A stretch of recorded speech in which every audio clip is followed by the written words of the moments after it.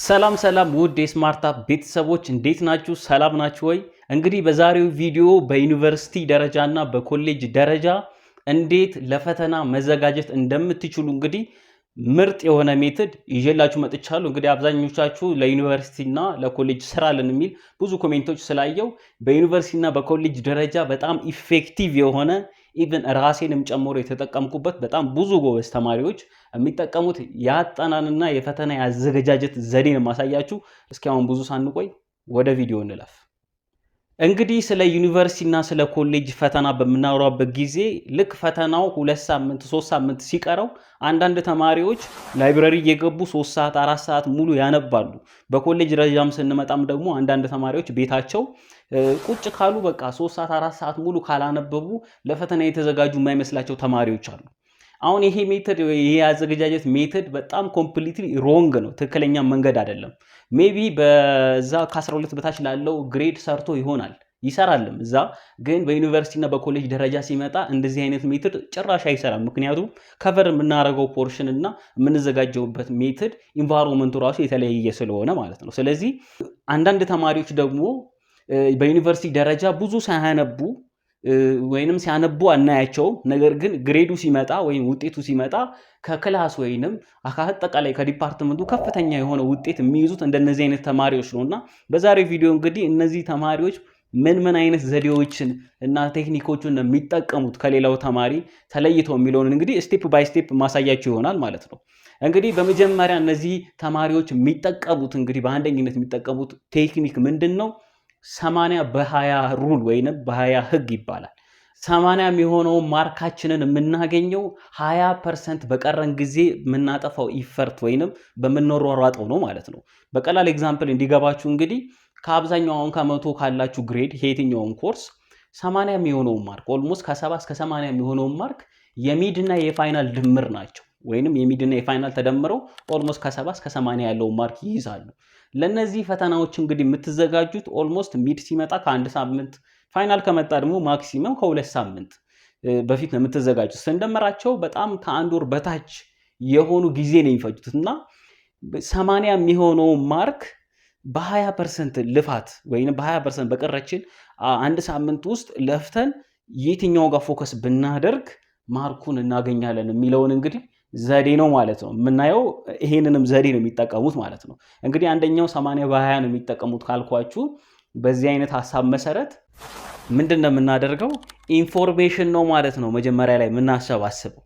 እንግዲህ በዩኒቨርሲቲ ላይ ኢንፎርሜሽን በጣም ወሳኝነት ነገር አለው። በጣም ወሳኝ ነው፣ ከግሬድ እኩል ኢንፎርሜሽን በጣም ወሳኝ ነገር ነው እና ይህንን ኢንፎርሜሽን እንግዲህ ከየት ነው የምናገኘው?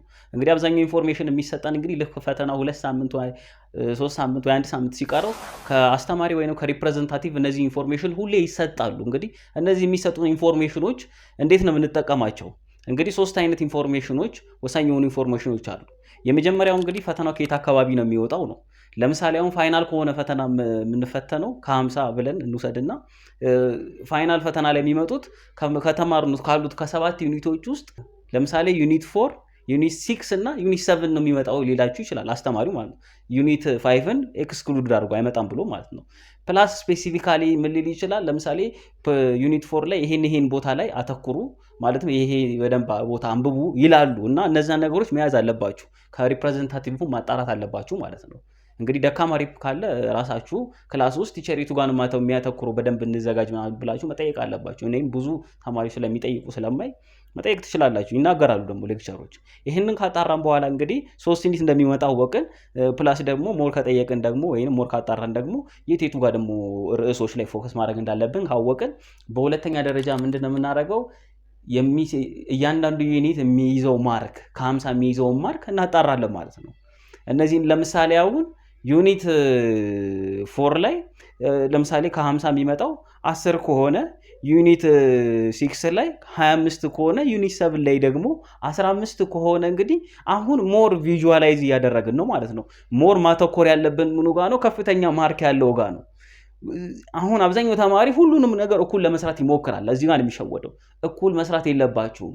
በዚህ ዳታ መሰረት አሁን ባገኘን ኢንፎርሜሽን መሰረት በጣም ጊዜያችንን ማጥፋት ያለብን ዩኒት 6 ላይ ነው፣ ዩኒት 7 ላይ ነው። አሁን እነሱን ካገኘን የሙሉ ፋይናሉን 80% ማርክ አገኘን ማለት ነው። ስለዚህ አሁን ሞር ጊዜ የምናጠፋበትን ዩኒት አገኘን ማለት ነው። ስለዚህ በመቀጠል አሁን ምን እናደርጋለን ማለት ነው? በመቀጠል ምን አይነት ጥያቄዎች እንደሚወጡ እናጣራለን ማለት ነው። በሶስተኛነት ምን አይነት ጥያቄዎች ምንድነው? ለምሳሌ የሚወጣው ቲዮሪ ነው ወይ ወይስ ካልኩሌሽን ነው ወይስ ምርጫ ወይ መልቲፕል ቾይስ ነው ወይ? እንደዚህ አይነት ነገሮችን ማጣራት አለባችሁ። ምክንያቱም ለምሳሌ ቲዮሪ ወይንም ጻፍ የሚሆን ከሆነ የሚወጣው ምንድነው የምናነብበት ዩኒት ላይ ለምሳሌ ዩኒት 4 ላይ ቲዮሪ ከሆነ የሚወጣው እዛ ቦታ ላይ በምንሄድበት ጊዜ ካልኩሌሽኖችን አንሰራ ማለት ነው፣ እንዘላለን። ስለዚህ ሞር የምናተኩረው ምንድን ላይ ነው? ዲፊኒሽኖችን መያዝ ምናምን ነገሮቹ ሊስቶቹ ምናምን አውጥተን መያዝ ላይ እናተኩራለን ማለት ነው። ካልኩሌሽን ላይ ከሆነ ደግሞ ዩኒት 6 የሚያተኩረው ካልኩሌሽን ላይ ብቻ እናተኩራለን ማለት ነው።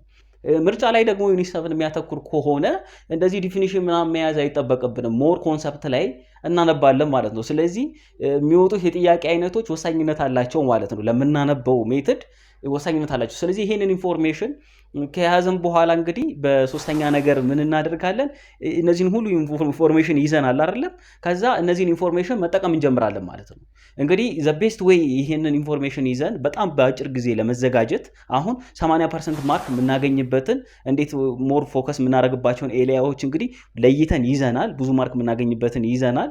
ከነገና ደግሞ እንዴት ማንበብ እንዳለብን ይዘናል። አሁን ይሄንን ነገር እንዴት ነው አፕላይ የምናደርገው? በፍጥነት ልናስኬደው የምንችለው ነው።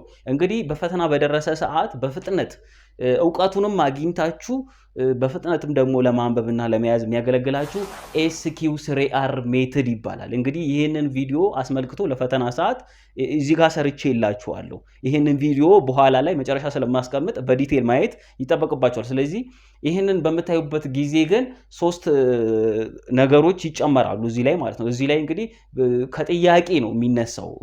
አጠናን ዘዴያችሁ ከጥያቄ ስለሆነ እዚህ ላይ ከሪቪው ኩዌሽን ላይ ነው ተነሱ የሚለው ኦልሞስት ለታች ግሬዶች የተሰራ ስለሆነ ማለት ነው። ለእናንተ ለዩኒቨርሲቲ ላላችሁ ደግሞ 3 ነገሮች ላይ ነው የምታተኩሩት። የመጀመሪያው ነገር ደብተራችሁ ላይ ያለውን ደብተራ ያለችው ላይ ወይንም ኤክሰርሳይዝ ቡክ ላይ ያለውን ኩዌሽኖች ነው የምትሰሩት ማለት ነው። ሲቀጥል አሳይመንት በጣም ወሳኝ አለው አሳይመንት። ቀጥሎ ደግሞ ምንድነው ወርክሽት ከሰጣችሁ ወርክሽት ነው ማለት ነው። ስለዚህ ከነዚህ ከሶስቱ ውጪ በአብዛኛው 80% ጥያቄ አይወጣም።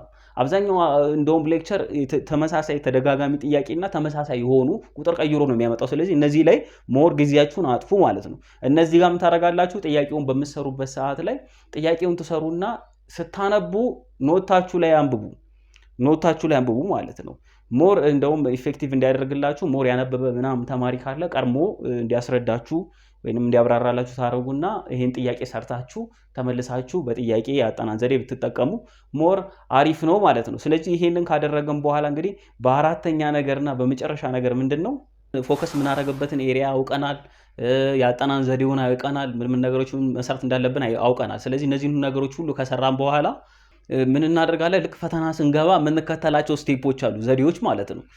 እነዚህ የያዝናቸውን ነገሮች ተጠቅመን ሞር ደግሞ በደንብ ፈተናውን የምንሰራበት ሁኔታ የሚያመቻቹልን አይምሮአችንንም የያዝነውን ነገር በደንብ አውጥተን እንድንጠቀም የሚረዱን ዘዴዎች አሉ። እነዚህ ዘዴዎች በጣም ጎበዝ ተማሪዎች በብዛት እንደ ፕሪንሲፕል እንደ ህግ የሚጠቀሙት ናቸው። እነሱን ነገሮች ከተጠቀማችሁ እርግጠኛ ነኝ ፈተናውን ከዲፓርትመንታችሁ ማሰቁልበት ምንም ምክንያት የለም። ስለዚህ ይሄንን ቪዲዮ ደግሞ እዚህ ጋር አስቀምጬላችኋለሁ። ምክንያቱም እንትን ስለሚል ማለት ነው፣ ቪዲዮ ስለሚረዝም ነው። ሞር ለየብቻቸው ብዬ ነው። ሁለቱንም ሊንክ ላይ አስቀምጥላችኋለሁ። እንግዲህ እነዚህን ዘዴዎች ከተጠቀማችሁ በእርግጠኝነት ሞር ለውጥም ታያላችሁ። አሪፍ የሆነም ዲፓርትመንታችሁ ሰቃይ ተማሪ ጂኒየስ ተማሪ መሆናችሁ የማይቀር ነገር ነው። እንግዲህ የዛሬ ቪዲዮ ይሄንን ይመስል ነበር። ተጨማሪ የሆኑ ቲፖችን ደግሞ የምንነግራችሁ ስለሆነ ይሄንን ቻናል ሰብስክራይብ ማድረግ እንዲሁም ደግሞ ቪዲዮ ላይክ በማድረግ ተባበሩን እላለሁ። ለሚያስፈልገው ደግሞ ሼር አድርጉት። በሚቀጥለው ቪዲዮ እስከምንገናኝ ድረስ ቻው ቻው።